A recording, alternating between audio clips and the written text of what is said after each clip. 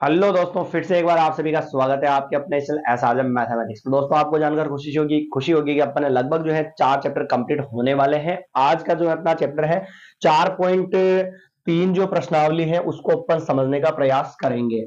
जो नए हैं उनके लिए भी अच्छी चीज है, क्योंकि वापस नया मेथड स्टार्ट हो चुका है। पुरानी क्लासेस भी अगर कहीं छूट गई है तो आपको इसको समझने में कोई दिक्कत नहीं होगी। तो आप अगर तैयारी करना चाहते हैं अच्छे से अपने 10th के बोर्ड की, तो आप जो है कंटिन्यू क्लासेस देखिए। आज से ही शुरुआत करें अपने मैथमेटिक्स की अच्छे और नए आसान तरीके से।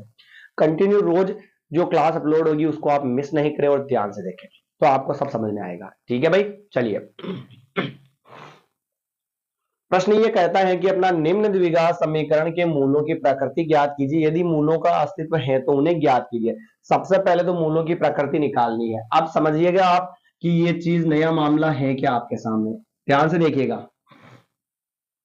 पहले प्रश्न को सोल्व करने का प्रयास करते हैं। 2x की पावर 2 माइनस 3x प्लस 5 बराबर 0, ये अपना सवाल है। इसको अपने को मूलों की प्रकृति ज्ञात करनी है। तो सबसे पहले तो आप जो है क्या करोगे बच्चों, ये इक्वेशन आपको पता होनी चाहिए। ax की power 2 plus B X plus C बराबर 0,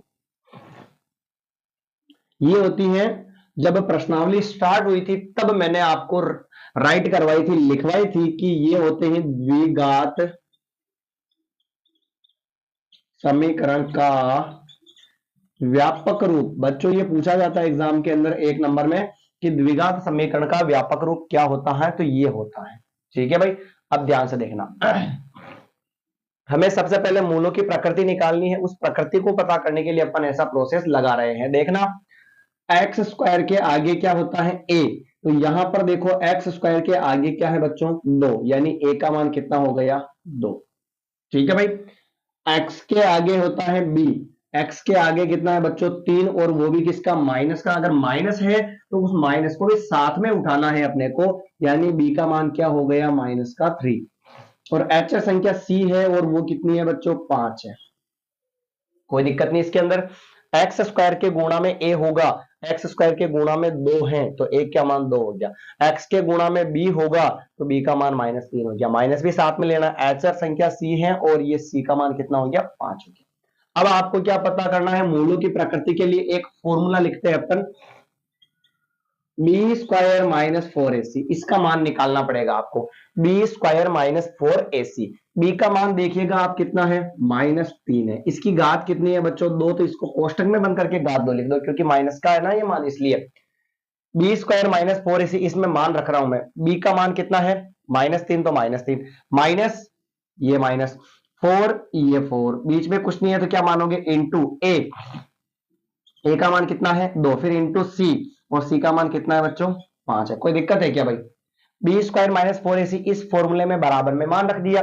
बी की जगह -3 तो -3, पावर 2 तो पावर 2, माइनस का -4 का 4, बीच में कुछ नहीं है तो इंटू, ए का मान 2 है तो 2, बीच में कुछ नहीं है तो इंटू, और सी का मान कितना है, 5। देखिएगा आगे, माइनस की घात 2, यानी माइनस इंटू माइनस प्लस, या यूं समझ में नहीं आया तो -3 की घात 2 है ना, तो -3 को इंटू में कितनी बार लिख दो, 2 बार। फिर -4 इंटू 2 8, और 8 पंजे कितने हो गए, 40।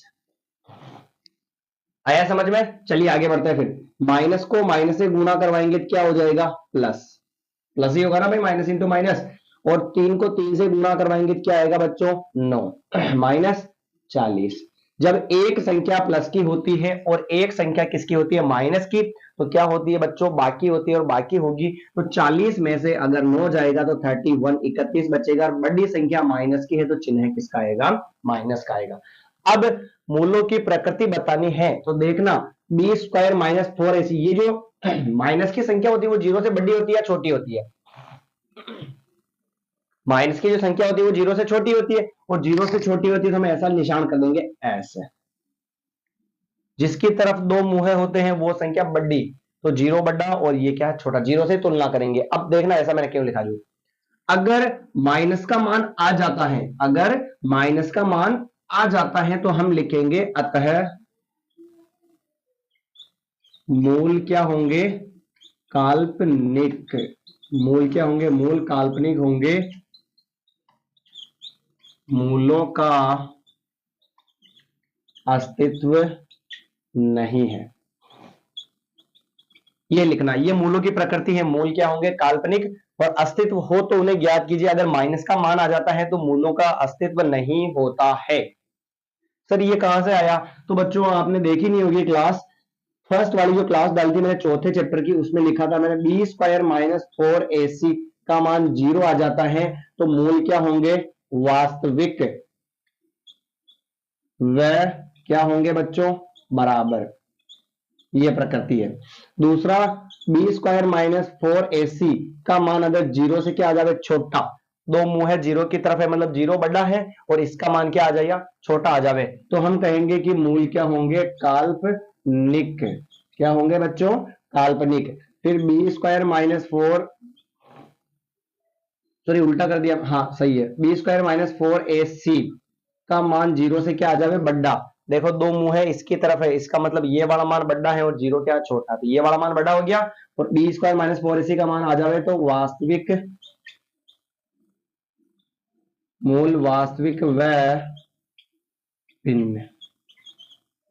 ये चीजें अभी आएगी आपको समझ में बच्चों, इसको देखते चलिएगा आप, है ना? आ जाएगा समझ में, कोई दिक्कत नहीं है, 100% गारंटी की आपको समझ में आएगा अगर आप ध्यान से देख रहे हैं थोड़ा सा। ये सवाल तो आपको आ गया होगा समझ में, एक बार रीड कर लेते हैं, वापस समझ लेते हैं इसको। 2x की पावर 2 माइनस 3x प्लस 5 बराबर 0। मूलों की प्रकृति पता करनी है, अस्तित्व का पता बाद में होगा, पहले मूलों की प्रकृति पता करेंगे। तो मूलों की प्रकृति में सबसे पहले तो जैसे ये होता है द्विघात समीकरण का व्यापक रूप, इसको एक साइड में लिख लीजिएगा आप, और आप क्या करेंगे? इसको इससे तुलना करते हुए चलेंगे और a और b और c का मान पता कर लेंगे, ठीक है? तो जैसे एक्स स्क्वायर के आगे क्या होता है? a, तो एक्स स्क्वायर के आगे है 2, तो a का मान कितना हो गया? 2, यानी a की जगह 2 है। फिर x के गुणा में आगे क्या होगा? b, इधर x के गुणा में आगे कितना है? 3, और वो भी माइनस का, तो b का मान क्या हो गया? माइनस का 3 हो गया, ठीक है भाई? आगे फिर c संख्या, c कितना है? 5 हो गया। अब अस्तित्व मूलों की प्रकृति पता करने के लिए ये फॉर्मूला आपको हर बार लगाना है। कौन सा? बी स्क्वायर माइनस 4ac, ठीक है? b का मान कितना है? -3 है, तो ये -3 लिखा। पावर कितनी है? 2 है, तो ये 2 लगा दी। फिर माइनस है, फिर माइनस है, फिर 4 है, फिर 4 है, बीच में कुछ नहीं है, इंटू मान लिया। a का मान कितना हो गया? 2 है, ये 2 है, फिर बीच में कुछ नहीं है, इंटू, और c का मान कितना हो गया? 5 हो गया। -3 की घात 2 है, तो -3 को कितनी बार लिखेंगे बच्चों? 2 बार लिख देंगे भाई। और फिर माइनस का ये माइनस, और 4 इंटू 2 8, और 8 पंजे कितने हो गए? 40। माइनस को माइनस से गुणा करवाएंगे तो प्लस हो जाएगा, 3 इंटू 3 कितना हो गया? 9, और ये 40।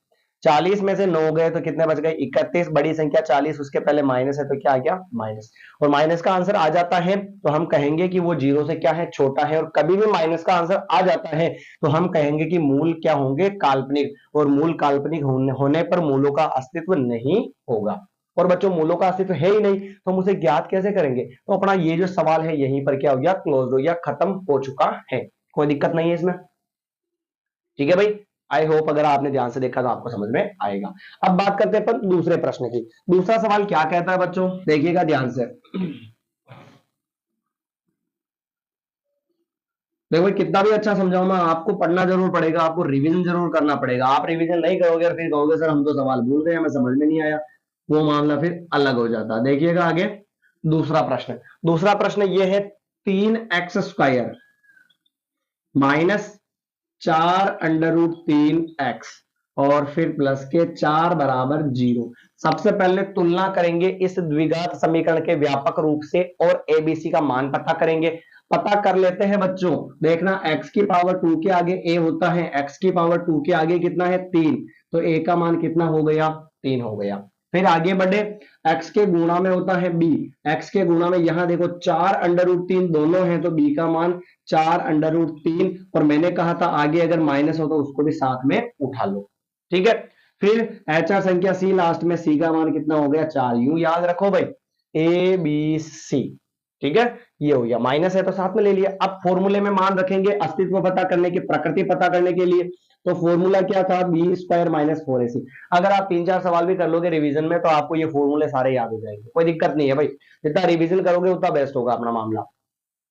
दूसरी जगह पढ़ने भी जाओगे, अगर कोचिंग भी जाते हो आप, तो आपको ऐसे ही पढ़ना पड़ेगा। वहां पर भी कोई सर अपने दिमाग में घुसेड़ने वाले हैं नहीं, वो एक बार समझाएंगे, फिर आपको खुद को रिवीजन करना है। घर पे टेस्ट दोगे तो वो अपना सारा मामला सेट हो जाएगा, ठीक है ना? हाँ ये अपना है कि टेस्ट अपन नहीं ले पाते, बस बाकी सारा क्लियर वैसा ही है। बी स्क्वायर माइनस 4ac, और फिर मान रखेंगे इसके अंदर। बी का मान यही लिख दूं, चलो वहां कोई बात नहीं। बी का मान कितना है? -4√3, और पावर कितनी है 2, तो कोष्टक में बंद करके इसकी पावर कितनी लगा दूं 2, फिर माइनस माइनस 4 4, बीच में कुछ नहीं, इंटू ए का मान कितना है 3, इंटू सी का मान कितना है भाई 4। कोई तकलीफ थी क्या? बी स्क्वायर माइनस 4ac में बराबर में मान रख दिया बी का स्क्वायर, तो बी का मान कितना है -4√3 है, तो ये लिखा, और उसकी घात 2 है तो 2 लगा दी, माइनस का माइनस लगा दिया 4ac, तो 4 बीच में इंटू मान के ए का मान और इंटू सी का मान लिख दिया आपने। ठीक है, आगे बढ़े, चलिए। माइनस की घात कितनी, -4√3 की घात है 2, तो इस -4√3 को बच्चों कोष्टक के अंदर कितनी बार लिखेंगे अपने इंटू में 2 बार, घात 2 थी इसको 2 बार लिख दिया, माइनस माइनस 4 की टेबल 12, 3 बार बोलेंगे, 4 3 12 और 12 चौक कितना होगा 12 चौक 48 हो जाएगा। आयो क्या समझ में भाई, 4 3 12 12 चौक 48, और जिसकी घात 2 थी उसको 2 बार लिख दिया। थोड़ा सा समझना, आप इसको सिंप्लीफाई करते हैं, माइनस को माइनस से गुणा करेंगे तो क्या हो जाएगा प्लस। अब अंडर रूट में मामला थोड़ा सा अलग होता है, कैसे कि बिना अंडर रूट वाली संख्या को गुणा करवाओ, पहले तो बिना अंडर रूट वाली संख्या को गुणा करवाओ, तो देखना बिना अंडर रूट वाली 4 है और इधर भी क्या है बच्चों 4 है, तो 4 को 4 से गुणा कराओ कितना होगा 16, और फिर लगा दो इंटू अंडर रूट 3 है या नहीं है। अगर रूट में दोनों संख्याएं सेम हो, अगर अंडर रूट वाली संख्याएं दोनों सेम हो, तो उसको कोष्टक में बंद करके उसकी घात कितनी लगा सकते हो 2 लगा सकते हो। 4 इंटू 4 हो गया 16, माइनस इंटू माइनस हो गया प्लस, और अंडर रूट तीन सेम है तो उस सेम संख्या का क्या हो जाएगा स्क्वायर हो जाएगा, और फिर माइनस के क्या हो जाएगा बच्चों 48। हमेशा ध्यान रखिएगा, आप जब भी रूट वाली संख्या आ जाए उसकी घात दो, उस स्क्वायर से उस अंडर रूट को हम क्या कर सकते हैं काट सकते हैं, उसको हटा सकते हैं। तो क्या आएगा फिर 16 इंटू क्या बचा 3 और माइनस के 48।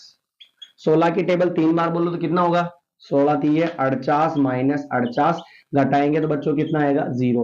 मैंने बताया था आपको कि अगर बी स्क्वायर माइनस 4ac का मान अगर 0 आ जाता है, बी स्क्वायर माइनस 4ac का मान अगर 0 आ जाता है, तो हम कहते हैं कि मूल वास्तविक वे क्या होंगे बच्चों बराबर होंगे। इसमें भी अस्तित्व होगा, इसमें अस्तित्व नहीं होगा, और इसमें अस्तित्व होगा। ठीक है भाई, तो लिखूं मैं यहां पर बी स्क्वायर माइनस 4ac का मान आया 0, और 0 आया तो हम लिखेंगे अतः मूल वास्तविक व क्या होंगे बच्चों बराबर होंगे। मूलों का अस्तित्व है, मूलों का अस्तित्व है। ठीक है भाई, अभी किसी हाल फिलहाल में जिन स्टूडेंट्स को मैंने पढ़ाया है अपने सरकारी स्कूल के अंदर, अगर वो देख रहे हैं और आपको समझ में आ रहा है तो आप कमेंट कर दीजिएगा कि ये सर आपको समझ में आ रहा है। चलिए आगे बात करते हैं अपन। यहां तक आया समझ में भाई कि बी स्क्वायर माइनस 4ac का मान 0 हो गया, और 0 होने पर मूल वास्तविक क्या होंगे बच्चों बराबर होंगे, और मूलों का अस्तित्व है। ठीक है, और प्रश्न ने कहा कि सर प्रकृति ज्ञात कीजिए, ये तो हो गई इसकी प्रकृति, और फिर मूलों का अस्तित्व है तो उन्हें ज्ञात कीजिए। तो अब मूलों का अस्तित्व है तो उन्हें ज्ञात भी करना पड़ेगा। तो बच्चों ज्ञात करने के लिए आज की क्लास के अंदर अपन नया मेथड पढ़ने वाले हैं, श्रीधराचार्य विधि का।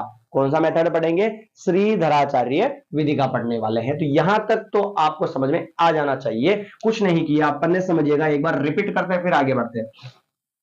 देखिएगा आगे, यहां पर ए का मान तो क्या हो गया ए बी सी, तीनों मान लिखे मैंने, बी स्क्वायर माइनस 4ac में मान रखा, बी का मान कितना है बच्चों -4√3 है तो लिखा, घात 2 है तो 2 है, फिर माइनस है तो माइनस है, 4 है तो 4 है, बीच में कुछ नहीं है तो इंटू, और ए का मान कितना है बच्चों 3 है 3 लिखा, इंटू सी का मान 4 लिखा, -4√3 की घात 2 है तो इसको कितने बार लिखेंगे अपन 2 बार लिखेंगे, माइनस का माइनस है 4 3 12 12 चौक 48, माइनस इंटू माइनस प्लस हो गया, सिंगल संख्या को बिना रूट वाली संख्या को गुणा करवा लिया, 4 4 16 हो गया, सेम सेम संख्या है अंडर रूट में तो होल स्क्वायर हो गया, माइनस के 48 पैसा हो गया, स्क्वायर से रूट कट गया, 16 3 क्या हो गया 48, और माइनस के 48 घटा लिया तो आंसर क्या है 0 आ गया, और 0 आ जाता है बी स्क्वायर माइनस 4ac का मान, तो मूल वास्तविक क्या होंगे बराबर होंगे, ये मैंने लिखा हुआ।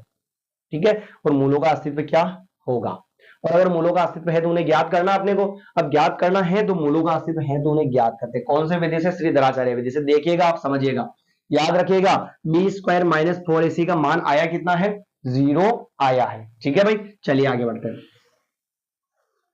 वो सवाल तो वहीं पे खत्म हो गया था, ये थोड़ी जरूरत पड़ेगी अपने को, पिछला वाला जो सवाल है वो तो वहीं पे खत्म हो गया था, क्योंकि अस्तित्व था ही नहीं, वो मूल क्या थे काल्पनिक थे, उसको आगे हल नहीं करना पड़ा। अब प्रश्न यही कह रहा है अस्तित्व है तो उन्हें ज्ञात कीजिए। अब इस सवाल में अस्तित्व है इसका मतलब उसे ज्ञात करना पड़ेगा। तो कैसे ज्ञात करते हैं देखना। हल ज्ञात करने के लिए एक फॉर्मूला होता है श्रीधराचार्य।